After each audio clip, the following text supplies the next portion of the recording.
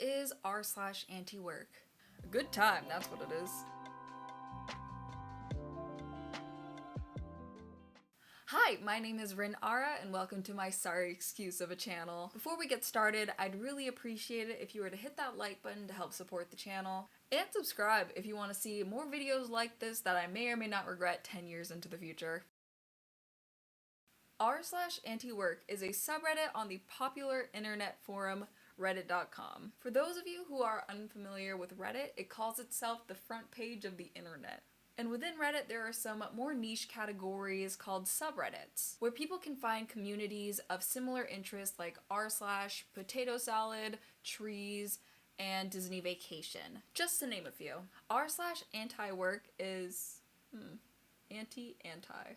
r/anti-work has been around since 2013, however it recently exploded in 2020, 2021-ish because Miss Rona decided to make her debut. As the name it said, r/anti-work is about being against the work culture that is currently plagued in a lot of societies that are revolving around capitalism. Like in major cities in China where the 996 culture thrives. For those who are unfamiliar, 996 refers to the unofficial work schedule from 9 a.m. to 9 p.m. 6 days a week. And in the US, where our lives, our literal lives because our healthcare is dependent on our employers, depend on our careers. It's a growing movement to end toxic labor practices, and it exists for all of the right reasons. Now, I want to be a little more clear on this part. The subreddit is targeting jobs and employers that are giving their employees unlivable wages and unreasonable hours. The issue is not actually quitting work, but quitting work where the work you provide is not valued by the company,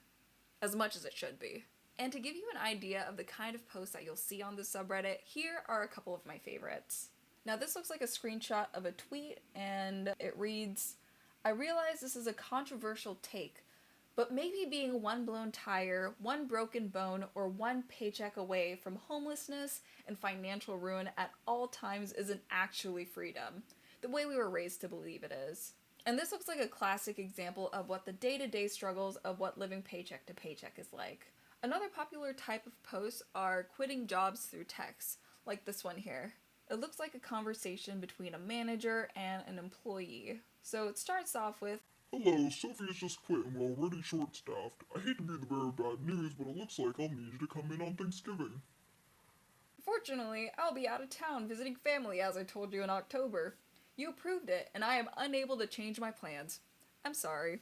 "I don't appreciate the tone. We had enough staff in October and what I said no longer applies. Again, I apologize, but I'll need you here for Thanksgiving." "That won't be happening. Speak to me like that again and you'll really be short-staffed." "You're about to get yourself into some big trouble. Cooperate, or you may find yourself here on Christmas as well. Got it?" "Yeah, I'm not sure how I put up with you for almost a year. I quit. Good luck finding someone, though." No, I don't understand cases like this. If I was the manager in this situation, I would try to do anything in my power to keep as many employees as possible. Like, if the store or restaurant needs to operate under shortened hours or close because of the holidays, so be it. Like, why do managers think threatening folks with their minimum wage jobs are gonna make them want to work more, especially on the drop of the dime when they're short-staffed? Like, there's nothing worse than getting through a holiday season short-staffed than getting through a holiday season short-staffed and then going into the regular season still short-staffed. Most of the posts are around how the work culture today is toxic, meaningless, and oftentimes pay non-livable wages. And this is not because people are suddenly becoming lazy as the older boomer generations are trying to convince you to believe. In fact, over the years, the younger generations working minimum wage jobs have been more productive than their older counterparts. However, the wages adjusted for today's dollars have stayed the same since 1968. And if that ain't blasphemy, I don't know what is. As of today, the US minimum wage stands at $7.25 an hour. Of course, it's going to vary from state to state and even city to city, but even on the higher end of the minimum wage scale, it's near impossible to live because the places with higher minimum wages tend to have stupid costs of living. like your San Franciscos and your Seattles. Here's another one of my favorite posts, and it was posted on the subreddit, and girl, what? So it looks like McDonald's and Visa partnered to show fast food restaurant workers can live on $8.25 an hour if they budget. To me, it looks like McDonald's and Visa partner to expose how stupid they are by trying to show workers that they can live on $8.25 an hour if they budget. And this budget in question? Mortgage and rent. For $600. Girl, in what world can I rent a place for $600? Let alone get a mortgage. For $600! In what decade? Like, am I living with 8 other people in the same room? Health insurance for $20? I feel like they have to be missing a zero or something, because if healthcare is not offered by your employer, that's going to be another $200 for the lowest coverage healthcare you can find on the marketplace. Heating? Well, that's not included in the budget, so just forget about that. I guess you're not allowed to be cold and poor. But take a look at this, though. If you add up the monthly expenses total and the monthly spending money, you get to a total of $2,060. This budget was created under the impression that this worker is earning $2,060 a month, making $8.25 an hour.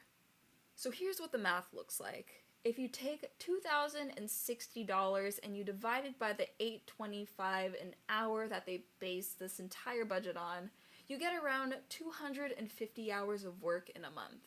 And if you take that 250 hours and you divide it by the average number of weeks in a month, it looks like this person is working 58 hours a week, which is like 3 part-time jobs a week. And I also feel like it's safe to assume that the people who came up with this budget are rich, because taxes don't apply to rich people, so let's not even factor taxes into these calculations. And this budget is like the perfect example of how companies try to shift the narrative. Instead of putting the responsibility on companies to pay their workers livable wages, they paint poor spending habits as a reason why people can't live on $8.25 an hour. I'm sorry, but there's no way to personal finance your way out of literal wage theft and poverty. From a young age, American children are conditioned to start thinking about capitalism as early as kindergarten. And this was when we were asked the seemingly harmless question, what do you want to be when you grow up? And at that age, you're probably going to get answers like princess, dinosaur, tree, etc. Because kids don't tend to be thinking about what they want to do when they grow up. It's not something children really think about naturally. But what we don't realize is how that question would be instilled in the back of our brains, where it lives in our subconscious rent-free. We are literally taught about capitalism at the ripe age of 5 years old. And once we're old enough to land our first job, we never stop working. We just keep working until we retire, or more realistically, in this economy, until we die. For me personally, I recognize that I'm in a very fortunate position.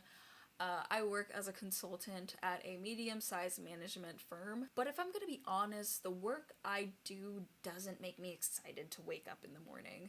I'm not changing the world with the work I'm doing. So when I hear my alarm at 8 a.m., my heart drops, because I know that it's going to be another day of working on autopilot. And by the time I close my laptop at 6 to 7-ish, I am mentally and emotionally exhausted from the entire day of work. And the only thing I find energy to do is to mindlessly watch TikToks and YouTube videos to squeeze out whatever dopamine I have left in my little noggin. And this is just my way of coping. I use these apps to numb the reality I'm just existing through. And I feel like this post describes that feeling exactly. Gentle reminder that the 40-hour workweek is outdated and was designed with the assumption someone else was going to be always taking care of cooking, cleaning, and household errands. It wasn't designed for you to be doing it all. And if you're having a hard time, you're not a failure. It's hard for me to believe that this is the lifestyle that everyone should be living. Working 40-hour weeks just to afford paper towels and not be homeless. Not to mention how this lifestyle, at least in the US, is the only way to afford health insurance without shelling out thousands and thousands of dollars every single month. Which doesn't make any sense to me, because why do we associate health with having a job? Imagine this scenario with me. Let's say you have a nice job at a finance company which offers top-of-the-line health insurance. And one beautiful Saturday morning, while walking your dog, you trip on a curb and bonk your head on the pavement. Now you're in a coma for 4 weeks. Well, that shouldn't be an issue because you're covered by your company's top-of-the-line health insurance, right? Well, if you're in a coma for 4 weeks, and you aren't working for 4 weeks, sorry, bud, there's no insurance for you.